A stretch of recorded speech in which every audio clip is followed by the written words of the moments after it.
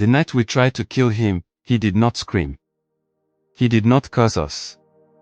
He did not beg the spirits or call the name of any god whose shrine still stood unbroken in our land. He only looked at me. And in that look, I understood something I had no words for then, that the palace, the forest, and every soul inside our walls had already shifted. That the world we knew was ending quietly, like a fire dying under ashes, leaving behind heat that would burn whoever stepped too close. I do not tell this story to sound brave. I was not brave. Bravery belongs to men who are allowed to choose. I was a guard, born into obedience, shaped by hunger, trained to stand still while other men decided who lived, who vanished, and whose name would be spoken only in whispers afterward. That is how people like me survive long enough to grow old, long enough to become witnesses instead of victims. But I saw what happened. And even now, when the night grows too silent, when even insects seem to hold their breath, I still hear the drum stop.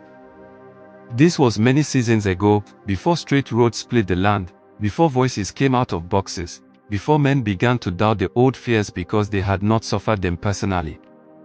Our kingdom lay where the great river bent like a resting snake, its body thick with stories, its water dark with memory.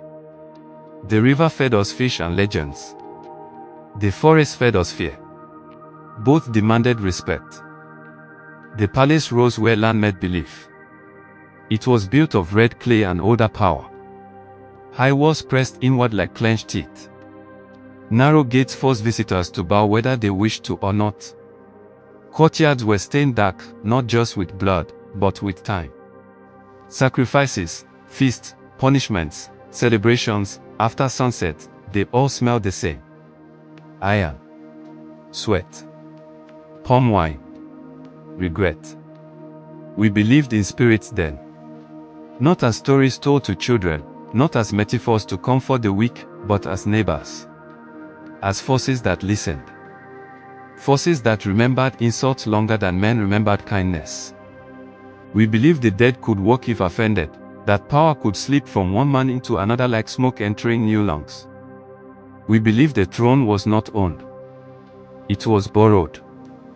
And most of all, we believed silence was dangerous. Because silence was where the spirits waited. I was young then. My spear was taller than my certainty. I guarded doors I would never enter, protected secrets I was never allowed to understand. I watched slaves scrub blood from palace floors as if blood were only another kind of dirt. I learned early not to ask whose blood it was. Questions were heavier than chains. Among those slaves was Obiora. He did not look special. That was the problem. He was not tall enough to be feared, not small enough to be pitied. His skin bore scars, but not the kind that told heroic stories. His eyes were calm in a way that unsettled men who relied on noise to feel alive. He swept the inner courtyard before dawn, moving like someone who knew exactly how much space he was allowed to occupy. He cleaned the queen's chambers with his eyes fixed on the floor. He ate last. He spoke never. He did not steal palm wine. He did not laugh at jokes whispered behind guards' backs. He did not complain when whipped for mistakes he did not make. Men who survive palace slavery usually learn to perform weakness loudly. They cry easily. They bow too deeply. They laugh too fast. They make themselves small so power does not feel threatened. Obiora did not perform anything. He existed like someone passing through a place that did not belong to him, like a traveler waiting for a river to lower. The elders would later say the spirits marked such men early. The queen noticed him first. She was beautiful in the way storms are beautiful, useful from a distance, deadly up close. Her skin glowed like polished wood. Her voice could soften a room or empty it. Her laughter promised warmth and delivered fire. Even the king, crowned with the authority of 3 ancestors, watched her the way one watches flame, knowing it could cook food or burn a house. She liked to own people. Not just land. Not just gold and cloth. People. At first, she sent Obiora on errands too small to matter. Bring water. Hold a mirror. Light lamps. "Stand still." Then she asked him to stay longer, to stand closer, to look up. I stood outside her door many nights. That was my duty. And through the carved wood, I heard her voice change. Soft, like honey poured slowly. Then sharp, like bone snapping under pressure. I never heard Obiora answer. One night, the door flew open. The queen stepped out, her robe loose, her hair undone, her face flushed not with pleasure but with rage, pure, wounded rage.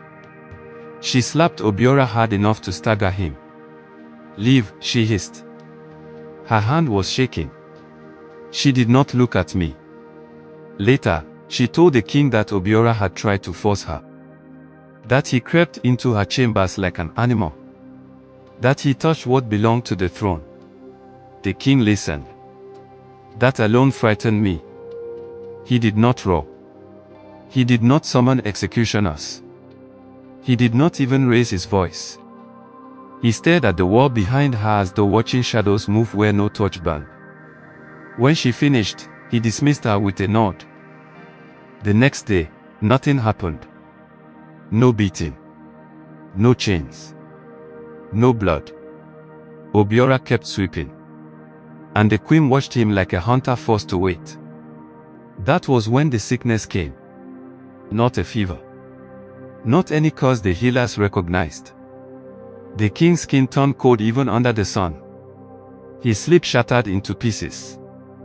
He woke screaming the names of dead rulers, men whose bones lay deep beneath the palace, men who once wore the same crown and died knowing it would never truly belong to them. He said they stood at the foot of his bed, watching. The healers burned herbs until the air choked. Priests threw bones and shells until their hands trembled. Every sign pointed to the one truth the elders feared most. The spirits were angry. A cleansing was required. A life for a life. The council met at night. Guards stood outside with grounded spears, pretending not to listen. Inside, voices rose and fell like waves crashing against fear. One name surfaced again and again. Obiora. They said he was marked. They said his silence hid poison.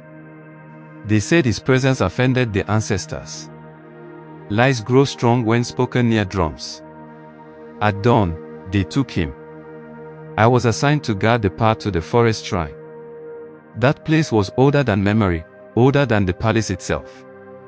We went there only when blood was meant to answer questions men were too afraid to ask. Obiora walked barefoot. His hands were tied. His back was straight. When he saw me, he nodded. Not as a slave nods to a guard. As an equal. That nod burned worse than shame. At the shrine, priests painted his chest with white clay. They cut his skin shallow, letting blood bead like offerings. They whispered words meant to invite attention from things that do not forgive. The queen watched from a distance. She smiled. The ritual was not meant to kill him quickly. It was meant to leave him open. Exposed. The forest would finish what the priest began. We were told to leave him tied to the post. But I did not go far. I hid. Night fell like a lid closing. The forest grew loud with life that did not care about kings or slaves. I smelled rot. I smelled blood. Something moved too close to the shrine, something heavy, something old. Then Obiora spoke. Not prayers. A story. He spoke of his mother. Of being taken as a boy. Of learning that power listens best to those who listen first. He said the spirits do not shout. They wait. The wind came suddenly. Cold. Sharp. The ropes loosened. I saw it. Knots unraveling like tired fingers letting go. He stood. And somewhere far away, the palace drum stopped. I ran.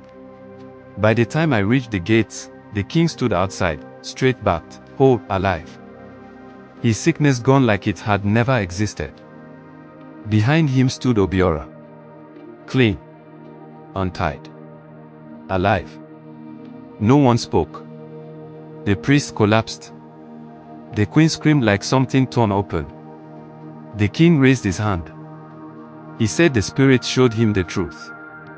They showed him the lie spoken in silk. They showed him the man who refused stolen power. That night, the king died peacefully in his sleep. By morning, Obiora sat on the throne. Not as a slave, as king. Some say it was fate. Some say it was the forest. Some say it was planned long before we were born. I only know this. A man meant to die lived. And every time I pass the old shrine, I hear him still speaking into the dark. And the dark listens.